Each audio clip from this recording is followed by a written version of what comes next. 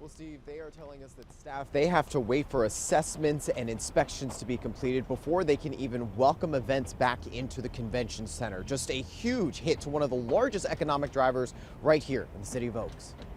We'll have to secure the roof, figure out what actually happened. Chopper 11 flying over the damaged HVAC units days after a fire broke out on the roof of the Raleigh Convention Center. That fire now sparking a cancellation of all December events at the facility. Raleigh Convention Center Executive Director Kerry Painter said, quote, "We have cleared all of December and are pausing beyond that to see progress and assessments. We need to wait for all the inspections before we can make any decisions. No timetable on that yet." The convention center staff is working with all the folks that had events there to find McKimmon Center or Dorton Arena or other places that can accommodate large events. But as events at the convention center are paused, the cleanup effort is ramping up.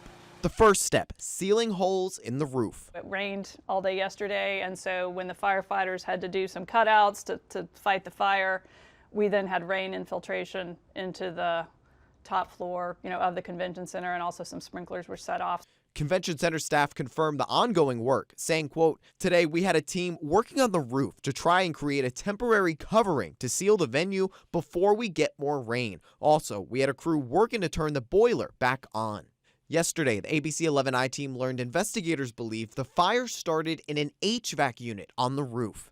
City officials say representatives from their insurance company, Zurich Insurance, have been on scene. But there's no word yet as to when the city could see the funds needed to repair the roughly $2 million in damage. We obviously, have insurance on major things, and so we'll have to assess the damage, figure out what went wrong, is this covered by insurance, and go through that process.